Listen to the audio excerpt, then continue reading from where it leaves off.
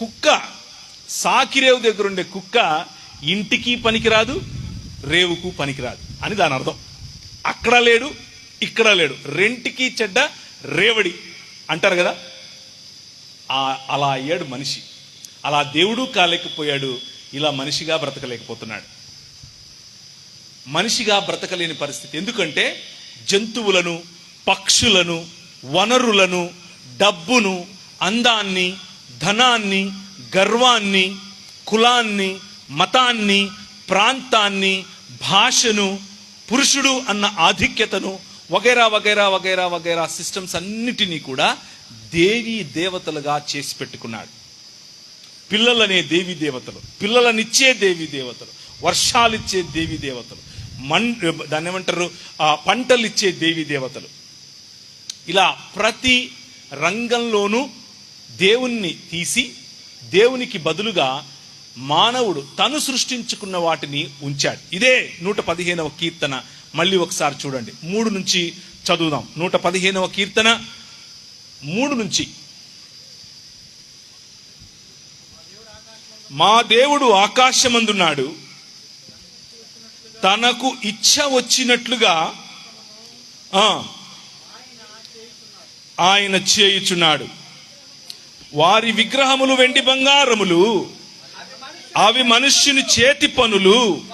వాటికి నోరుండి పలకవు, కన్నులుండి చూడవు, చెవులుండి వినవు, ముక్కులుండి వాసన చూడవు, చేతులుండి ముట్టుకోవు, పాదములుండి నడవు, గొంతుకుతో మాట్లాడవు. 8వ వచనం చాలా ఇంపార్టెంట్, దాన్ని అండర్లైన్ చేసుకోండి వీలైతే. వాటిని చేయువారును వాటి యందు నమ్మిక ఉంచు వారందరూ వాటి వంటి వారై ఉన్నారు. ఎలాంటి వారవుతారు అనంటే, కళ్ళుంటాయి కానీ చూడలేని సమాజంగా మానవ సమాజం మారిపోతుంది. నోరుంటది కానీ మాట్లాడలేని సమాజం, గొంతుకుంటది ప్రశ్నించలేని సమాజం, చేతులుంటాయి పని చేయని సమాజం, కాళ్ళుంటాయి నడవలేని సమాజం. మన కళ్ళ ఎదుటే మన సొంత వాడికి నష్టం జరుగుతూ ఉంటుంది, బాగా అయింది అని మనసులో అనుకునే సమాజం. మన ఎదురుగానే చిన్న చిన్న పిల్లల పట్ల బలాత్కారాలు జరుగుతూ ఉంటాయి, కానీ పట్టించుకోనటువంటి సమాజం. మన కళ్ళ ఎదుటే తల్లిదండ్రులను, ముసలివాండ్లను రోడ్డున పడేసి వెళ్ళిపోయేటటువంటి పిల్లలు కనిపిస్తూ ఉంటారు, కానీ నోరుండి మాట్లాడలేని సమాజం. కారణం ఏమిటి అనంటే, మనల్ని ఏలుతూ ఉన్నది తన స్వరూపము పోలిక చొప్పున చేసుకున్నటువంటి ఆ సార్వభౌమాధికారి అయినటువంటి దేవుడు కాదు. మనం ఎవరికి దాసోహం అయ్యాం అనంటే, ఈ లోక మర్యాదకు దాసోహం అయ్యాం. ఈ లోక మర్యాదకు దాసోహం అవడం కారణం చేత స్పృహ కోల్పోయాం. మనిషిగా బ్రతకలేనటువంటి పరిస్థితి. మనిషి మృగమయ్యే, ఏ మృగాన్నైతే దేవుడిగా చేసుకున్నాడో అలా అయిపోయే పరిస్థితి. ఏ వనరులనైతే దేవుడిగా చేసుకున్నాడో అలా అయిపోయే పరిస్థితి. ఒక్కసారి దేవుణ్ణి తిరస్కరించాడు, భార్యను చూసి వంక పెట్టడం మొదలుపెట్టాడు, సంబంధాలలో చేదు. ఒక్కసారి దేవుణ్ణి తిరస్కరించాడు, అన్నదమ్ముల మధ్య అన్నదమ్ములు ఒకరినొకరును చంపుకునేటటువంటి పరిస్థితి, ప్రేమానురాగాలు నశించిపోవటం. ఒక్కసారి దేవుణ్ణి తిరస్కరించాడు, సొంత కూతుళ్ళు తండ్రితో పడుకునేటటువంటి జుగుప్సాకరమైన మానవ జీవితం. అంటే రక్త సంబంధాల్లో సైతం పొరపచ్చాలు. సంబంధాలలో మార్పు, ప్రాధాన్యతలలో మార్పు, ప్రేమలో మార్పు, నిర్వచనాలలో మార్పు, భార్యాభర్తల సంబంధంలో మార్పు, ప్రతి చోట దిగజారిపోయినటువంటి మానవ సమాజం. దీన్నే చావటం అంటారు, దీన్నే చెర అని అంటారు, దీన్నే మరణం అని అంటారు.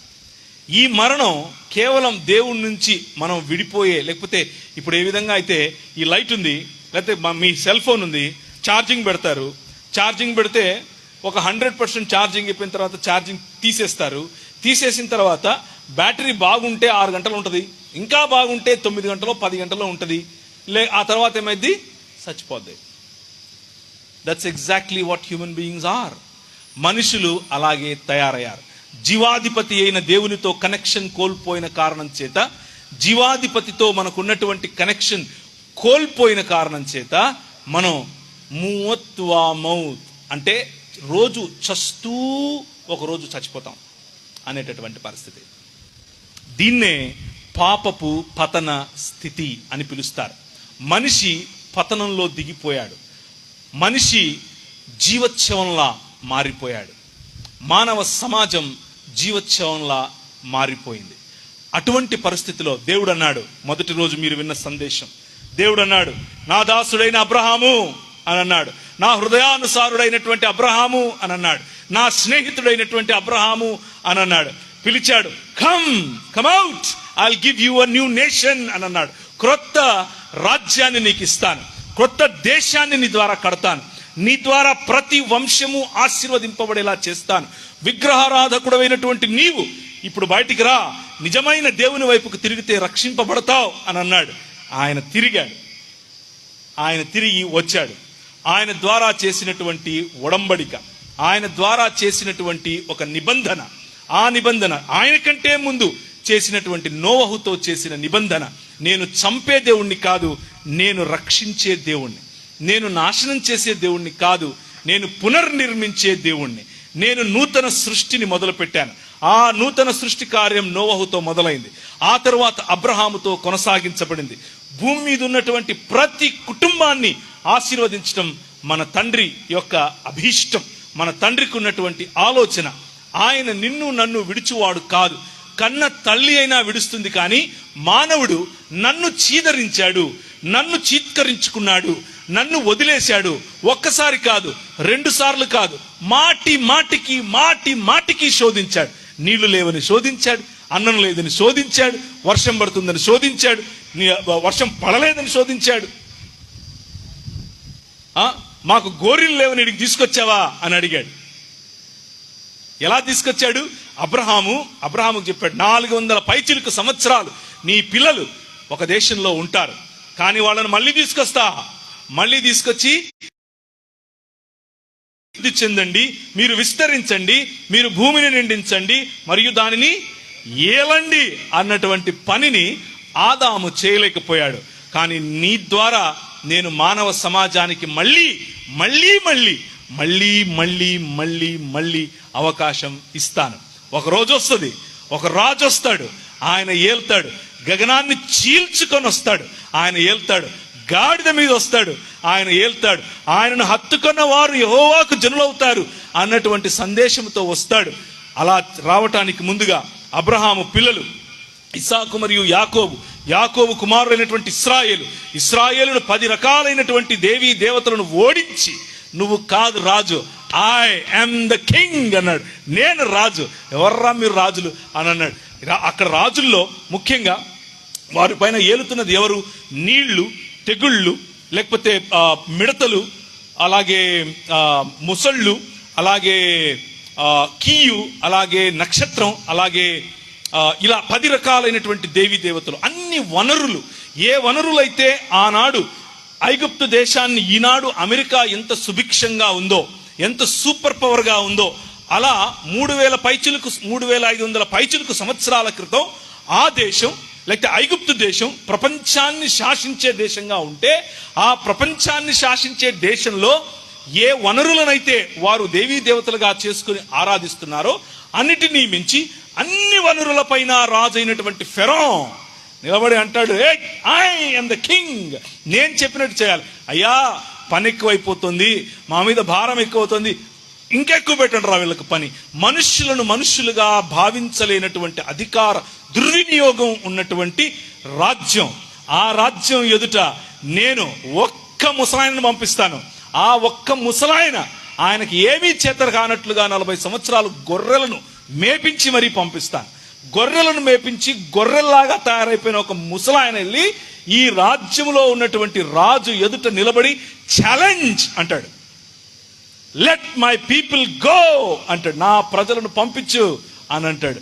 హే, నువ్వెవరితో మాట్లాడుతున్నావు తెలుసా?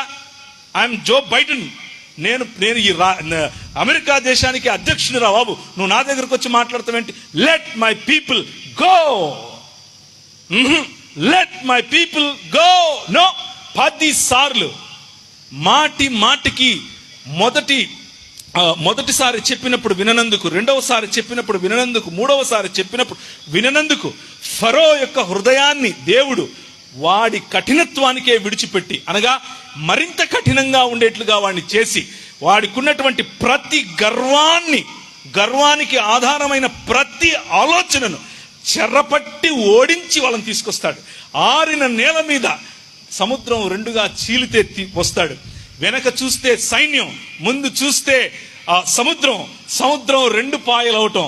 ఈ మానవ సమాజం నూతన సృష్టి కార్యములో మొదలుపెట్టినటువంటి దేవుని చేత పిలువబడినటువంటి సమాజం నడవటం చూస్తాం. ఆ నడిచిన వాడు వెళ్ళిపోయిన తరువాత ఫరో సైన్యం అదే ప్రయత్నం చేయటం.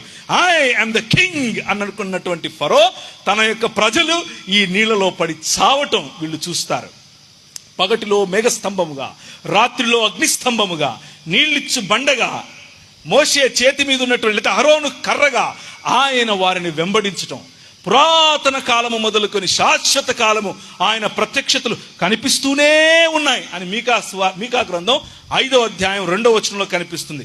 ఆ ప్రత్యక్షతను చూపించుకుంటూ తన ప్రజలను, తన రాజ్యమును, లేకపోతే తన రాజ్య నిర్మాణం కోసం, నూతన సృష్టి కార్యం కోసం నడిపిస్తూ బయటకు తీసుకొని వచ్చినటువంటి ఈ మహాదేవుడు, ఆయన ఒక చోట ఆగితే మాకు నీళ్లు లేవు, మాకు తెల్లగడ్డలు లేవు, మాకు ఉల్లిగడ్డలు లేవు, మాకు తినడానికి దాన్ని ఏమంటారు మటన్ లేదు, మనకు అబ్రహాం లేదు, ఇస్సాకు లేదు, యాకోబు లేడు. ఇదే క్వశ్చన్స్, ఇదే నస. ఎందుకు అనంటే వారికి చేయాల్సిందేమీ లేదు. రాత్రి నోరు తెరుచుకొని పడుకుంటే పొద్దునకంతా దేవదూతల ఆహారం పరిచిపెట్టేవాడు దేవుడు. వేసుకున్న చెప్పులు అరగలేదు, వేసుకున్న బట్టలు చినగలేదు. కానీ వీళ్ళకి కంప్లైంట్స్ మీద కంప్లైంట్స్. మానవుడు దిగజారిన స్వభావం. ఏ మానవులను రక్షించటం కోసమైతే దేవుడు ఒక సమాజాన్ని నిర్మించటం కోసం స్థానికంగా ఉన్నటువంటి దేవీ దేవతల మరియు ఫరో యొక్క శక్తి నుంచి విడిపించుకొని వచ్చి, నేను నీకు కాపరిని, నేను నీకు రాజును, నేను నీకు ప్రియుణ్ణి, నేను నీకు భర్తను, నేను నీకు దేవుణ్ణి అని నిరూపించుకున్నాడో ఆ దేవుని దగ్గరికి వెళ్ళి అంటున్నారు, అక్కడ సమాధులు లేవని ఇక్కడ తీసుకొచ్చావా మమ్మల్ని అన్నారు. అక్కడ సమాధులు లేవు, గోరీలు కట్టుకోవడానికి స్థలం లేదని మమ్మల్ని తీసుకొచ్చావా అరణ్యంలో చచ్చిపోవటానికి అని ప్రశ్నిస్తే ఆయన అన్నాడు, నో ప్రాబ్లం. ఆదాము చేసిందే మళ్ళీ అబ్రహాము పిల్లలు చేస్తున్నారు. ఆదాము రిజెక్ట్ చేశాడు, చచ్చాడు. వీళ్ళ ద్వారా మళ్ళీ జీవితం ఇస్తాం అని అంటున్నాను, వీళ్ళు చస్తాం అంటున్నారు. సరే మీ ఇష్టం అన్నాడు. వారికి న్యాయాధిపతులను ఇచ్చాడు.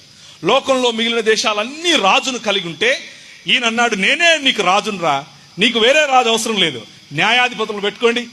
మీరు న్యాయము, కనికరము, ప్రేమ, సమానత్వం, మీ పైన ఎవరు ఉండాల్సిన అవసరం లేదు. బికాజ్ ఎవ్రీ హ్యూమన్ బీయింగ్, ప్రతి మనిషి నా స్వరూపము నా పోలిక చొప్పునున్నాడు.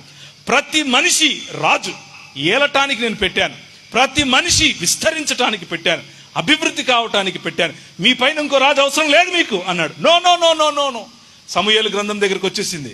సమూయేలు గ్రంథం దగ్గరకు వచ్చి ఇలా అంటున్నారు, సమూయేలు అంతా బాగానే ఉంది, నువ్వు చూస్తేనేమో ముసలోడు అయిపోయావు, నీ పిల్లలు చూస్తేనేమో నీ అంత గొప్పగా ఏమీ లేరు, మాకేం కావాలి? రాజు కావాలి. లాలీపప్ లాగా అడిగారు, మాకు రాజు ఇస్తావా? మిగిలిన దేశాలకు, చుట్టుపక్కలున్న దేశాలు, రాజ్యాలు ఏ విధంగా అయితే రాజును కలిగి ఉన్నాయో మాకు అలాగే రాజు కావాలి. సమూయేలు ప్రభు దగ్గరికి వెళ్ళాడు. ఏమయ్యా వాళ్ళు ఇలా అంటున్నారు? సమూయేలు, don't worry, they are not rejecting you, they are rejecting me as their king. వాళ్ళు తిరస్కరిస్తున్నది నిన్ను కాదు సమూయేలు, నన్ను. They wanted a king. వాళ్ళకు ఒక రాజు కావాలి కదా, చెప్పు వాళ్లకు. ఆ రాజు వస్తే మీ పిల్లలు వాడి కాళ్ళు పట్టాలి, మీ పిల్లలు వాడికి పన్నీరు చల్లాలి, మీ పిల్లలు రొట్టెలెత్తాలి. ఆయన దాన్ని ఏమంటారు, కారులో వస్తుంటే ముందర కొందరు వెనకల కొందరు పరిగెట్టాలి. మా ఊర్లో ఇలాంటి రాజులు చాలా మంది ఉన్నారు హైదరాబాద్లో. జనం ఎక్కడ చూసినా వాళ్ళు అక్కడే ఉంటారు. ఒక ఆయన ఇలా అంటే ఒక పరిగెత్తుకుంటూ వచ్చి కోట్ తీస్తారు. ఆయన ఉషు ఉషు అంటే అందరు పడిపోతానే ఆ తర్వాత మళ్ళా వచ్చి కోట్ వేసుకుంటాడు. ఆ కోట్ వేయడానికి ఇంకొకరు వస్తారు. మీ పిల్లలు ఆయనకు రొట్టెలొత్తుతారు అని ప్రభు చెప్పాడు. మీ పైన రాజ్యం చేయటానికి మతాన్ని ఉపయోగిస్తారు, మీ పైన రాజ్యం చేయటానికి కులాన్ని ఉపయోగిస్తారు, మీ పైన రాజ్యం చేయటానికి ధనాన్ని ఉపయోగిస్తారు, మీ పైన రాజ్యం చేయటానికి వనరులను ఉపయోగిస్తారు, మీ పైన రాజ్యం చేయటానికి ఇచ్చకపు మాటలను ఉపయోగిస్తారు, మీ పైన రాజ్యం చేయటానికి ఈ లోక మర్యాద ఎంత నీచానికైనా దిగజారే ప్రయత్నం చేస్తుంది. దానియేలు గ్రంథం 11వ అధ్యాయం చదివి వినిపిస్తాను తర్వాత. ఇది అవనివ్వండి. సో రాజులు వద్దురా అని అంటే లేదు, మాకు కింగ్ కావాలని అన్నారు. వారు ఎన్నుకున్నటువంటి రాజు ఒకడు. దేవుడు తన హృదయానుసారుడైనటువంటి దావీదును రాజుగా ఎన్నుకున్నాడు.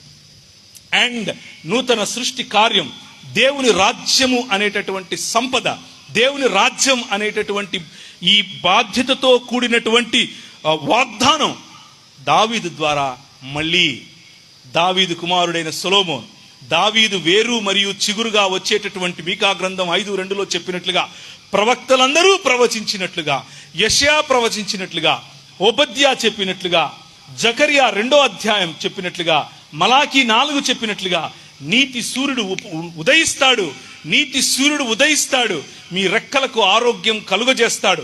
600 పైచిలుకు సంవత్సరాలు మీరు పోతారా, దేవుణ్ణి విసర్జించొద్దు, విసర్జిస్తున్నారు, మీరు పోతారు అని చెప్పినా విననప్పుడు దేవుని రాజ్యముగా ఉన్నటువంటి ఇశ్రాయేలు 2 ముక్కలైపోతుంది. ఉత్తర దేశము మరియు దక్షిణ దేశం. ఉత్తర దేశంలోనికి మరియు దక్షిణ దేశంలోనికి ఒకరి తర్వాత ఒకరు రాజులు రావటం, దేవాలయమును చెరపట్టడం, సొలొమోను నిర్మించిన దేవాలయాన్ని చిన్నాభిన్నం చేయటం, కుక్కలు చింపిన విస్తరిగా సమాజం మొత్తం, అనగా దేవుని యొక్క రాజ్యం అది క్షీణించిపోయేలా దేవుడు అన్యాయానికి, మీరు నా ప్రజలు అనుకుంటున్నారు, మీరు నన్ను విసర్జిస్తే ఎక్కడికి వెళ్తారు? చెర, మరణం.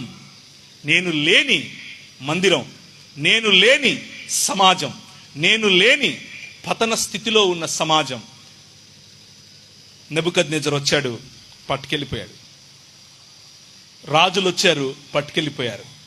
మలాకీ వరకు ఇదే మాట, ఆయన వస్తాడు, మనకు స్వపరిపాలన ఇస్తాడు, దేవుని రాజ్య పాలన తిరిగి ఇస్తాడు, దేవుని రాజ్య పాలన కోసం ఆయన వస్తాడు అని చెబుతూ వచ్చినటువంటి మాటలు. అప్పుడు ప్రభు అయిన యేసుక్రీస్తు మార్కు సువార్త 1వ అధ్యాయంలో మనం చదివిన మాట, కాలము సంపూర్ణం అయింది, నేను వచ్చేసాను అని వచ్చాడు. ఐ యామ్ ద కింగ్ అని వచ్చాడు. నేను రాజును. I am the ruler, I am the father, I am your lover and I am your husband and I am the true God. నేను నీ దేవుణ్ణి, నేను నీ భర్తను, నేను నీ ప్రియుణ్ణి, నేను నీ కాపరిని, నేను నీ రాజును అని చెబుతూ వచ్చినటువంటి రక్షకుడు యేసు క్రీస్తు ప్రభు. అయితే ఈయన మనిషి ఏ విధంగా అయితే పాలించాలనుకున్నాడో, ఎలా పాలించాలనుకున్నాడు? దుర్వినియోగం చేత, అధికార దుర్వినియోగం చేత, దేవుణ్ణి విసర్జించటం కారణంగా, లేకపోతే ధనాన్ని ఆసరాగా చేసుకుని, అందాన్ని ఆసరంగా చేసుకుని, జ్ఞానాన్ని ఆసరాగా చేసుకుని, కులాన్ని ఆసరాగా చేసుకుని, మతాన్ని ఆసరాగా చేసుకుని, ఇలా విభజించి పాలించేటటువంటి పద్ధతుల్లో మనిషి పరిపాలించడం మొదలుపెట్టాడు. 11వ అధ్యాయం దానియేలు గ్రంథం. మనిషి యొక్క పాలనకు, దేవుని యొక్క పాలనకు, అనగా నూతన సృష్టి అనేటటువంటి పాలనకు ఉన్న తేడా మీకు నేను దానియేలు గ్రంథం రూపంలో చూపించే ప్రయత్నం చేస్తాను. దానియేలు గ్రంథం 11వ అధ్యాయం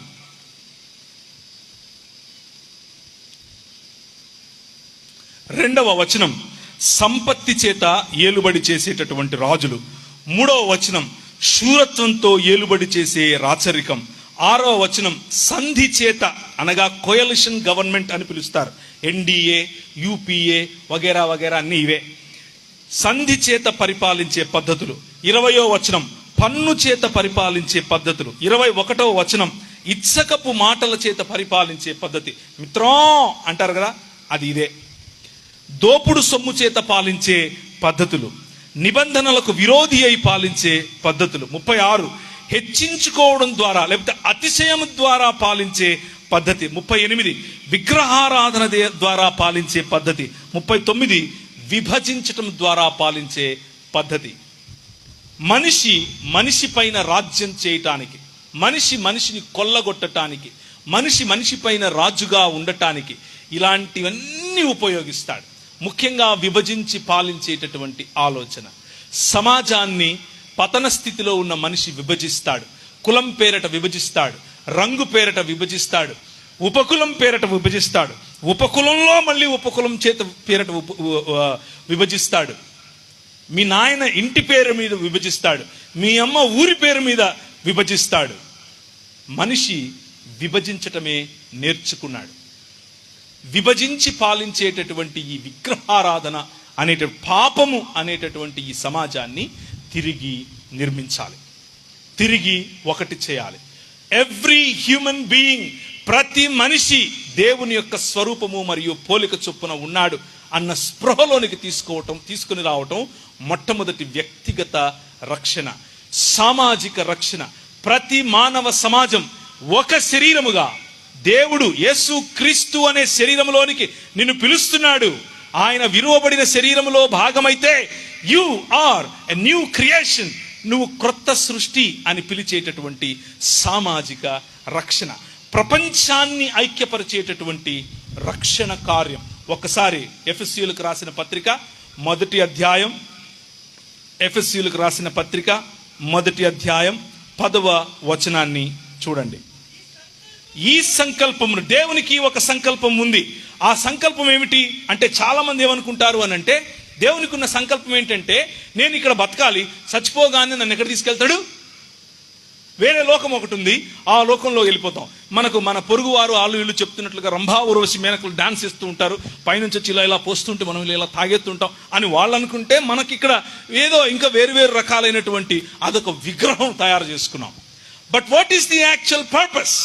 ఈ ప్రపంచాన్ని విడిచి ఎక్కడికో వెళ్ళిపోవటమా మన పర్పస్? మేము చిన్నప్పుడు మా అమ్మ, మేము క్యాథలిక్ కుటుంబంలో పుట్టాను, క్యాథలిక్గా పెరిగాను. మా అమ్మ మమ్మల్ని వేలాంకన్ని అనే ప్రదేశానికి తీసుకెళ్ళేది. అక్కడ సముద్రం, ఆ సముద్రం ఒడ్లో నేను మా అన్న ఆడుకునేవాళ్ళం. ఆడుకుని సముద్రం ఒడ్లో ఆడుకునేటప్పుడు ఏం చేస్తాం మనం? ఇసుకతో ఇల్లు కట్టుకుంటాం కదా, మంచిగా ఇసుక మెడలు కడతాం. ఇసుక మెడలు కట్టిన తర్వాత మా గుండు కొట్టేటోళ్ళు పైన గంధం పెట్టేది, సలసల కాగుతూ ఉండేది అనమాట. అబ్బా ఎలా ఉండేదంటే, మా అమ్మ కేకేస్తుంది, రే అన్నమైంది వచ్చేసాయి అనగానే, అంటే మంచి చేపలు ఉండదు, ఉప్పు చేపలు తినడానికి టైం అయిందని చెప్పేసి ఇప్పుడు ఏం చేయాలి, మేము తయారు చేసుకున్నాం ముచ్చటగా చేసుకున్నటువంటి ఈ ఇసుక మేడలు ఏం చేస్తాం, మేము పరిగెత్తుకుంటూ వచ్చి నేను మా అన్న మా కాళ్ళతో మేమే దాని తొక్కి ఇంటికి పోతాం. మన దేవుడు అలాంటి అంటారా? Is our God like that? ఆయన ఇది మంచిది, ఇది మంచిది, ఇది మంచిది, ఇది మంచిది అని చేసినటువంటి తన సృష్టిని ఒకానొక రోజు ఇది కాదు, తుచ్, ఇదంతా బాగాలేదు, వేరే చోటు పోదాం అంటాడా? That's what religion teaches. మతం అదే నేర్పిస్తుంది.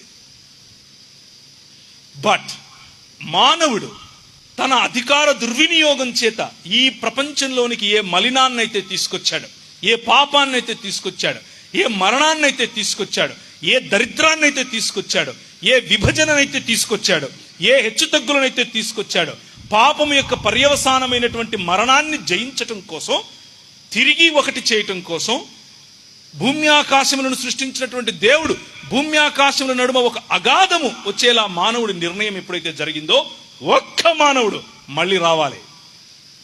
ఒక్క మానవుడు ఈ భూమి ఆకాశముల విభజనకు కారణకుడయ్యాడు. కానీ ఒక్క మానవుడు ఈ భూమి ఆకాశములను తిరిగి కలపాలి. ఇప్పుడు చదవండి 10వ వచనం. ఈ సంకల్పమును బట్టి ఆయన పరలోకమందున్నవే గాని భూమి మీద ఉన్నవే గాని సమస్తమును క్రీస్తునందు ఏకముగా సమకూర్చవలెనని తనలో తాను నిర్ణయించుకొనెను. The purpose of this one man, ఒక్క మానవుడు, ఆయనలో ఉన్నటువంటి క్రీస్తు అనేటటువంటి మానవుడు, ఆ మానవునిలో ఉన్నటువంటి సంకల్పం లేదా నిర్ణయం, దేవుడు చేసిన నిర్ణయం ఏమిటి అని అంటే, he wants to unite the heavens and the earth. భూమి ఆకాశములను, లేకపోతే పరలోకమందున్నవే గాని భూమి మీద ఉన్నవే గాని సమస్తాన్ని క్రీస్తునందు ఏకం చేయాలి, సమకూర్చాలి. He don't want anybody to perish. ఎవరూ కూడా నశించిపోవటం ఆయనకి ఇష్టం లేదు. ఎవరు ఆయనను త్యజించటం కారణం చేత, ఆయనను తిరస్కరించడం కారణం చేత ఎప్పటికీ ఉండేటటువంటి మరణములో ఉండటం ఆయనకి ఇష్టం లేదు. జీవములోనికి మీరు రావటం ఆయనకి ఇష్టం. ఆయన సన్నిధిలో బ్రతకటం, మీరు ఆయన సన్నిధిలో బ్రతకటం ఆయనకి ఇష్టం. ఏ విధంగా అయితే ఆదాము దేవుని సన్నిహిత్యాన్ని, దేవుని స్నేహాన్ని ఎంజాయ్ చేశాడో అలాంటి స్థితిలోనికి మీరు తిరిగి రావటం ఆయనకి ఇష్టం. అదే యేసు క్రీస్తు యొక్క పని. యేసు క్రీస్తు అనే ఈ మానవుడు ఈ ప్రపంచానికి వచ్చి ఏ మరణమైతే మానవులను బెదిరిస్తోందో, ఏ మరణమైతే మానవుణ్ణి చంపేస్తోందో, ఏ మరణాన్నైతే మానవుడు జయించలేకపోతున్నాడో, మరణం అంటే భయపడిపోతున్నాడో, ఎంత పాలెగాడైనా సరే, ఎంత తోపైనా సరే, చివరికి ఫరో అయినా సరే చచ్చి తీరాల్సిందే అన్నటువంటి ఆ సర్టనిటీ, అంత ఖచ్చితమైన నిక్కచ్చిగా ఉండే సత్యాన్ని ఆయన ఆలింగనం చేసుకున్నాడు. He made the cross as his throne. ఆయన ఎక్కిన సిలువను తన సింహాసనముగా చేసుకున్నాడు. తన సింహాసనంగా చేసుకుని మరణమాన్ని ముల్లెక్కడని మరణం కళ్ళలో కళ్ళు పెట్టి చూసి దాన్ని ఆలింగనం చేసుకుని 3వ దినాన తన శరీరమందు, ఏ శరీరంలో అయితే మరణాన్ని ఆయన పొందుపరిచాడో, మరణాన్ని ఆయన ఒకటిగా తీసుకొచ్చాడో, అదే శరీరాన్ని 3వ దినాన తిరిగి లేపి, మరణమా నీ ముల్లెక్కడ అని అడిగాడు. That is gospel. నువ్వెప్పటికీ చనిపోయినటువంటి శరీరంతో బయటకు వస్తావు. నువ్వెప్పటికీ నశించినటువంటి శరీరంతో బయటకు వస్తావు. నువ్వే కరోనా తాకనటువంటి శరీరంతో బయటకు వస్తావు. నిన్ను కాల్చినా, నిన్ను పూడ్చినా, నిన్ను కాకులకు గద్దలకు వేసిన ఆయన సృజనాత్మకత కలిగిన ఈ సృష్టికర్త అయిన దేవుడు నిన్ను తిరిగి జీవింపజేయబోతున్నాడు. పునరుత్థానములోనికి తీసుకుని రాబోతున్నాడు. ఆయన శరీరములో he bound the death and the eternity together. మృతాన్ని మరియు అమర్త్యాన్ని, అమృతత్వాన్ని ఆయన శరీరములో పొందుపరిచాడు. మానవుడు, ఒక్క మానవుడు మరణం అనేటటువంటి ఈ ముళ్ళును విరిచి పారేశాడు. దేవుణ్ణి తిరస్కరించడం అనే పాపాన్ని విరిచి పారేశాడు. 3 ప్రశ్నలు ఏవైతే ఆదాము దగ్గరికి, లేకపోతే 3 ప్రలోభాలు ఏవైతే ఆదాము దగ్గరికి వచ్చాయో ఆదాము జయించలేకపోతే, ఈ 3 ప్రలోభాలను క్రీస్తు అనే మానవుడు, ఈ ఆదాము జయిస్తాడు.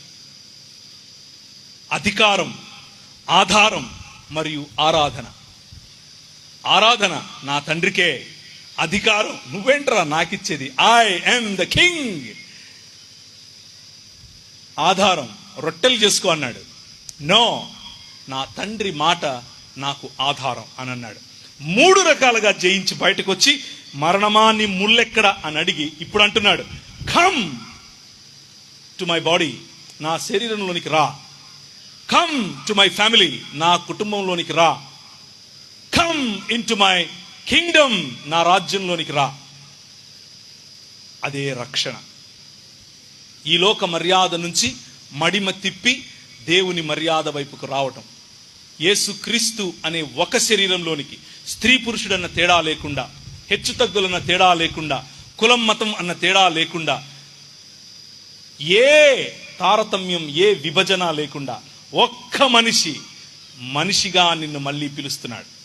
మనిషిగా మారటం కోసం పిలుస్తూ ఉన్నాడు. ఈ 66 పుస్తకాలు ఉన్నటువంటి బైబిల్ గ్రంథం, it is not a religious book. ఇది కేవలం ఒక మతపరమైనటువంటి పుస్తకం కాదు. ఇది ఒక మానవుడు ఎలా ఓడిపోయాడు, ఇంకొక మానవుడు సర్వమానవాళిని ఎలా గెలిపించాడు అనే కథనం. మానవత్వానికి సంబంధించిన, మనుష్యతత్వానికి సంబంధించిన గాథ. అదే దేవుని రాజ్యం.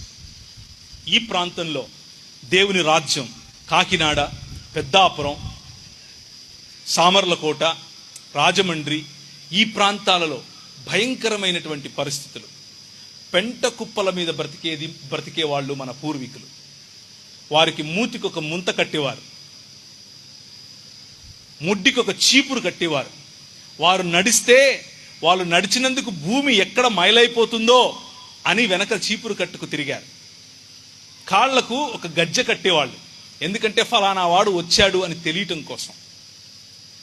మన స్త్రీలకు పైన వస్త్రం వేసుకునే అధికారం ఉండేది కాదు. కారణం, నువ్వు స్త్రీవో పురుషుడివో మాకు తెలియదు. మీరు చూస్తే అందరూ నల్లగా ఉంటారు, అందరూ జుట్లు వేసుకొని ఉంటారు, అందరూ బాకినోరులు వేసుకొని ఉంటారు. నువ్వు పురుషుడివో స్త్రీవో నాకెట్లా తెలుస్తుంది? నేను దేవుణ్ణి, దేవుడి ఎదుట స్త్రీ రాకూడదు అన్నారు.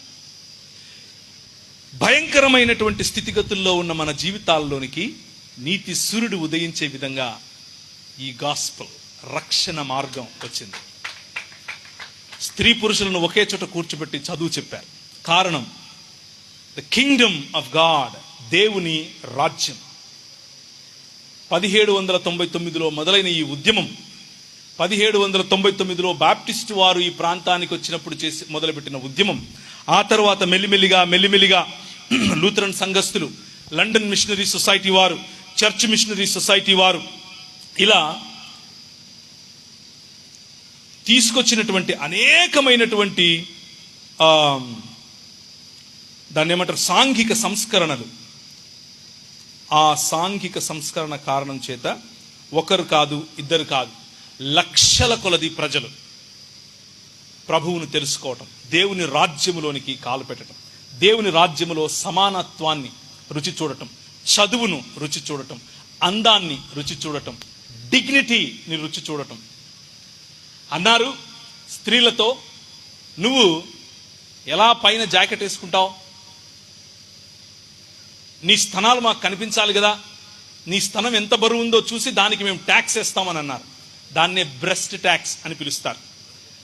భారతదేశంలో ఇది ఉండేది, మన ప్రాంతంలో ఇది ఉండేది, తీర ప్రాంతాలన్నిటిలో ఇది ఉండేది. ఇది ఒక చట్టముగా ఆ రోజుల్లో ఉండేది. బహుద్దూర్లు, రాయబహుద్దూర్లు దీనికి ఇన్ఛార్జీలుగా ఉండేవారు. స్థనం యొక్క బరువును బట్టి ట్యాక్సులు పెంచేవారు. అంటే నువ్వు బాగా తిని బలుస్తున్నావు కాబట్టి నీ దగ్గర డబ్బులున్నాయి, ట్యాక్సులు కట్టు అన్నారు. క్రైస్తవ సమాజం నో, అలా జరగటానికి వీల్లేదు అంది. అలా జరగటానికి వీల్లేదు. ప్రతి స్త్రీ దేవుని యొక్క స్వరూపము మరియు పోలిక చొప్పున ఉంది. ఆ స్త్రీని ఈ విధంగా మీరు అన్యాయం చేయటానికి వీల్లేదు అని అన్నారు క్రైస్తవ సమాజం.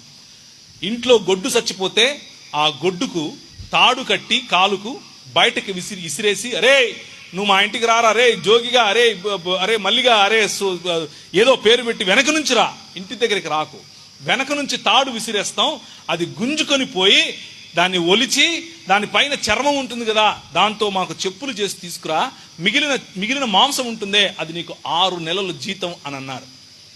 అలా మన పెద్దలు బ్రతికారు.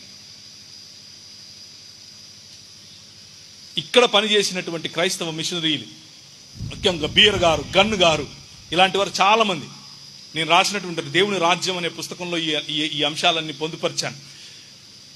వారన్నారు, no, you are in the image of God.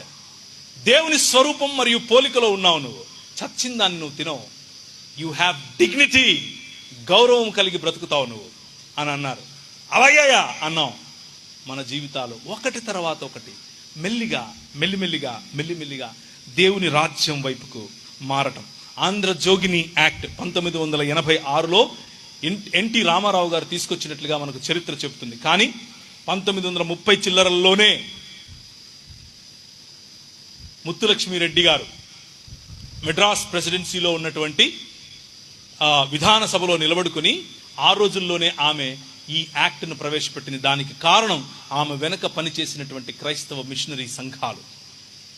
ఆంధ్రజోగిని act అంటే అర్థం ఏమిటి అని అంటే, మనలో మన పూర్వీకుల్లో కొంతమందిని అర్ధనగ్నంగా, వాళ్ళు పెళ్లిళ్ళు చేసుకోకుండా పిల్లలను కంటూ ఉంటూ అర్ధనగ్నంగా డాన్స్ చేసేటటువంటి, నాట్యాలు చేసేటటువంటి దేవదాసి వ్యవస్థ. ఆ వ్యవస్థలో స్త్రీలను భయంకరమైన నీచంగా చూశారు. ఆ పరిస్థితుల్లో క్రైస్తవ ఆలోచన, మనిషిని మనిషిగా గుర్తించినటువంటి వ్యవస్థలను చెరపట్టి క్రీస్తు పాదాలకు తీసుకుని వచ్చే ఆలోచన.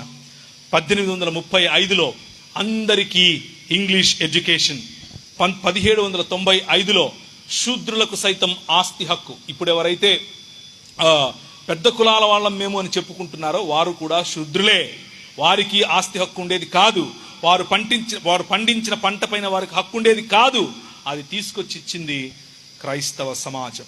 1773లో అందరికీ సమానమైనటువంటి న్యాయం. 1833లో పిల్లలను చంపకూడదు అన్నటువంటి చట్టం, 1913లో అందరికీ ఎడ్యుకేషన్, 1913లో స్లేవరీ అబాలిష్మెంట్ యాక్ట్, అంటే మానవులను బానిసలుగా అమ్మటానికి, కొనటానికి, క్రయ విక్రయాలు చేయటానికి వీలు లేదు అన్నటువంటి ఆలోచన. ఇదంతా కూడా క్రైస్తవ సమాజం వేళ్లకు లెక్క పెడితే ఎంతమంది ఉంటారో అంతమంది ఉన్నటువంటి క్రైస్తవ సమాజం మాత్రమే ఈ దేశానికి ఒక బహుమతిగా ఇచ్చింది. ఈరోజు మీ పిల్లలు చదువుకుంటున్నారు, క్రైస్తవ సమాజం చేసినటువంటి పని. ఈరోజు మీ ఆడపిల్లలు చదువుకుంటున్నారు, క్రైస్తవ సమాజం చేసినటువంటి పని. ఈరోజు మీరు రాయి దగ్గర, రప్ప దగ్గర కాళ్లను చేతులను నరుక్కోవటం ఈరోజు చట్టరీత్యా నేరం. అది క్రైస్తవ సమాజం తీసుకొచ్చినటువంటి విప్లవం. ఈరోజు మీ పిల్లలకు దాన్ని ఏమంటారు, మీరు నాలుకలకు గొంతులకు చువ్వలు పొడుచుకోవటం లేదు. దానికి కారణం క్రైస్తవ సమాజం తీసుకొచ్చినటువంటి చట్టం. ఆ రోజుల్లో పిల్లలను రథాల కింద పడేసేవారు, దేవుడు అనుగ్రహిస్తాడు అని అనుకున్నారు. మనం ఏం చదివాం? అవి కళ్ళుండి చూడవు, నోరుండి మాట్లాడవు, వాటి యందు విశ్వాసం ఉంచి వారు అలాంటి వారే అవుతారు. సొంత పిల్లలను చంపుకునే సమాజములో మనం బ్రతికాం. కానీ క్రైస్తవ ఆలోచన ప్రతి ఆలోచనను మానవుడిని మానవుడిగా ఉంచకుండా దేవుని జ్ఞానమును అడ్డగించే ప్రతి ఆటంకాన్ని చెరపట్టి క్రీస్తు పాదాలకు తీసుకుని వచ్చే క్రైస్తవ విప్లవం, మానవత అనే విప్లవం. మతం కాదు. మతం మతం మతం మతం అని చాలా మంది చెబుతూ ఉంటారు. మన వాళ్ళు ఇది మతం అనుకుని మతంలో బతికేద్దామని అనుకుంటారు. ఆ మతాన్ని నమ్ముకుంటే మహా అయితే మీకు 3 పూట్ల భోజనం పెడుతుంది. కానీ ప్రభువు కొట్లాడిన వాళ్ళు ఈ ప్రపంచంలో ఎవరైనా ఉన్నారా ఆయన 33 సంవత్సరాల పరిచర్యలో అంటే మత పెద్దలే.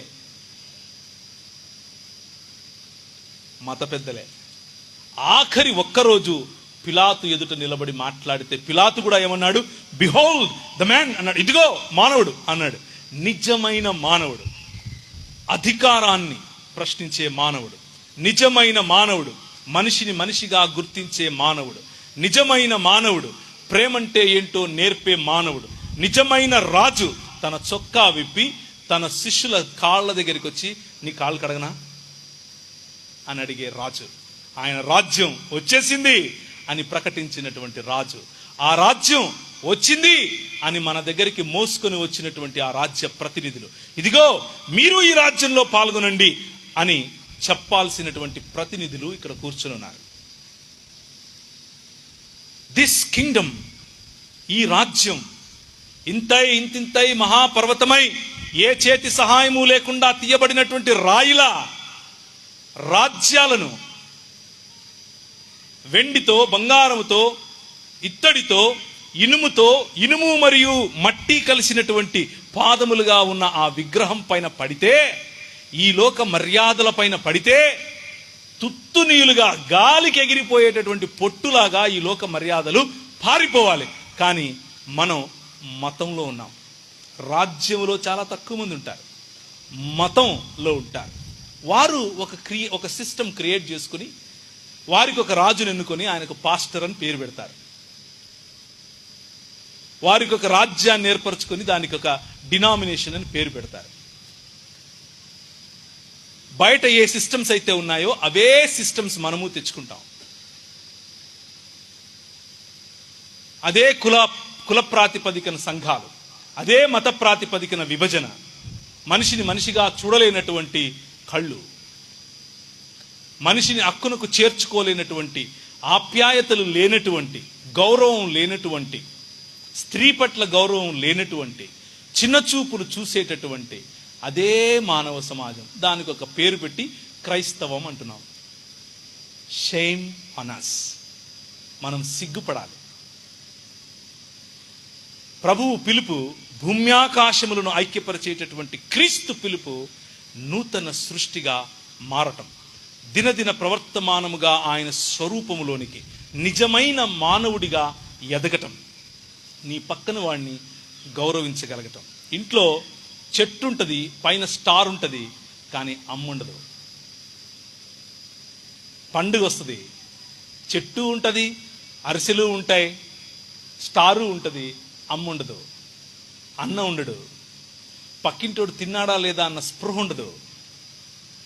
ప్రభు అంటాడు, నేను నీ దగ్గరికి వచ్చాను, నాకు చలి పెడుతుంటే నువ్వు కనీసం నాకు బట్టలు లేదే, నాకు ఆకలి అవుతుంటే ఇంత పిడిసి అన్నం పెట్టలేకపోయావే, నాకు దాహం అవుతుంటే నీకు నీళ్ళు ఇవ్వటానికి బరువు అయింది, నువ్వెప్పుడు వచ్చావు ప్రభు, నువ్వు వస్తే అసలు నేను నా ఇల్లు అమ్మేసాను ఇచ్చేద్దాను కదా నీకు, నేను వచ్చాను.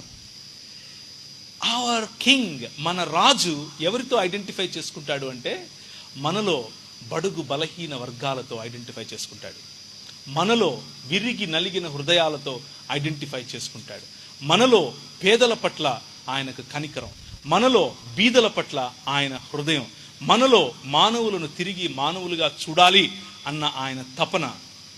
మీకు అదే స్ఫూర్తినిచ్చి వెళ్తారా? సర్వ సృష్టికి ఈ సువార్త, రాజ్య సువార్త ప్రకటిస్తారా అని పిలుస్తున్నాడు. Now the question is yours. మీ దగ్గర సవాలు నేను విడిచిపెడుతున్నాను. ఈ సువార్త ఇక్కడ చచ్చిపోయి ఎక్కడికో వెళ్ళే సువార్త కాదు, నీ రాజ్యము వచ్చునుగాక అనే సువార్త. నేను చచ్చిపోయి ఎక్కడికో పోదునుగాక కాదు, నీ రాజ్యము వచ్చునుగాక. ఆయన వస్తాడు, ఆయన శరీరములో మనం, లేకపోతే ఆయన భార్యగా మనల్ని చేసుకుంటాడు. భూమి ఆకాశములను, మరణాన్ని అమరత్వాన్ని ఎలా కలిపాడో అలా కలపబోతున్నాడు. దేవుని సన్నిధి మన మీదకి దిగి రాబోతుంది. ఆ సన్నిధిలోనికి నువ్వు నేను బ్రతకాలి అనంటే ఈ ప్రపంచాన్ని దేవుని నివాస యోగ్యముగా మార్చగలిగేటటువంటి శక్తి ఈ ఏ చేతి సహాయం లేకుండా తీయబడినటువంటి ఈ రాయికి ఉంది, దేవుని సంఘానికి ఉంది. దేవుని సంఘంలో భాగంగా ఉన్నటువంటి నీవు దేనికి దాసోహమయ్యావు? చదువుకా, ధనానిక, అందానిక, కులానిక, మతానిక, స్త్రీ అన్నటువంటి గర్వమా, పురుషుడు అన్నటువంటి గర్వమా? దేనికి దాసుడు అయ్యావు? దేవుని స్థానంలో నీ డినామినేషన్ ఏమైనా ఉందా? దేవుని స్థానంలో నీ గర్వం, నీ అహంకారం, నీ కులం ఇవేమైనా ఉన్నాయా? నువ్వు చేసుకున్న సిస్టమ్స్ వంటి వాడివే నువ్వు అవుతావు. నీ మనసు మార్చుకుని క్రీస్తు వైపుకు చూస్తే నిజమైన మానవుడు ఎలా ఉంటాడో నీకు కనిపిస్తాడు. ఆయన ఎవరిని చంపలేదు, ఏ రోజు కత్తి పట్టుకోలేదు, కానీ ఆయన హృదయాల నేలే రాజు.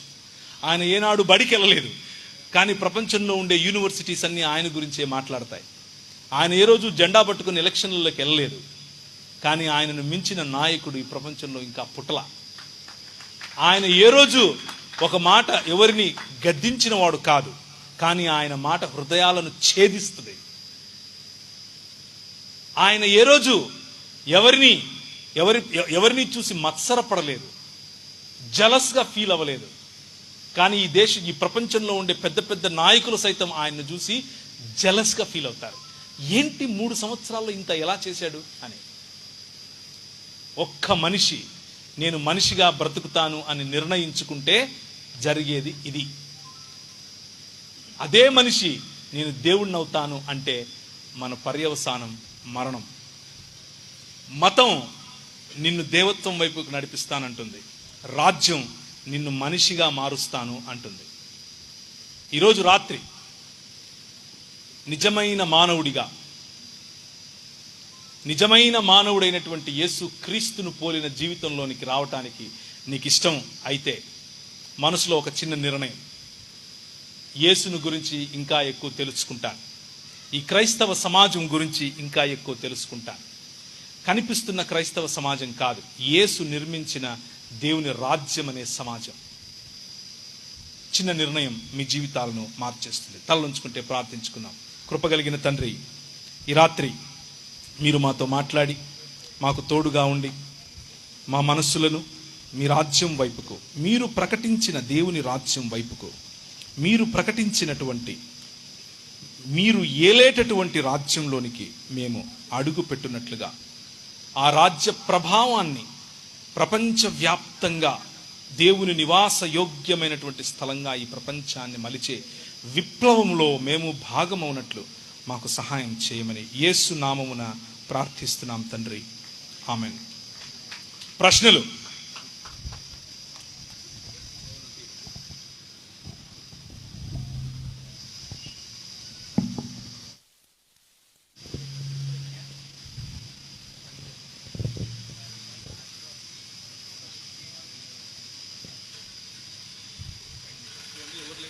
ఓకే, దయచేసి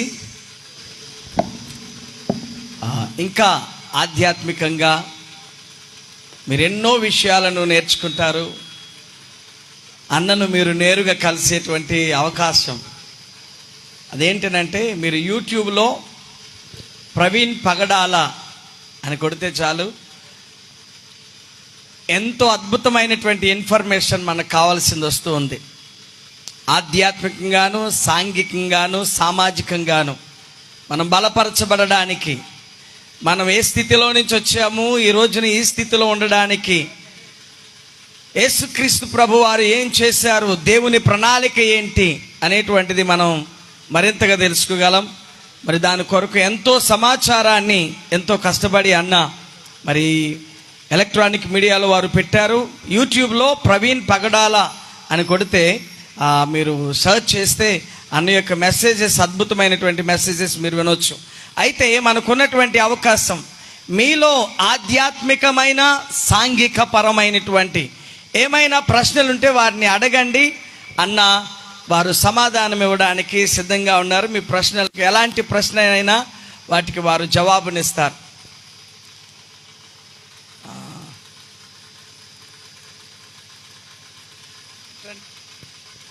ప్రశ్న ఉన్న వాళ్ళు ఒకసారి చేయొద్దండి సార్, మీ దగ్గరికి మైక్ వస్తుంది. ఎస్, కమ్ నాన్న.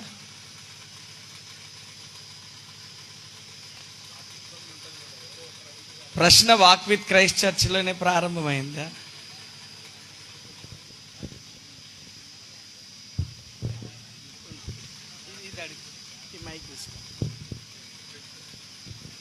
దాన్ని ఆన్ చేయి. నన్ను అశోక్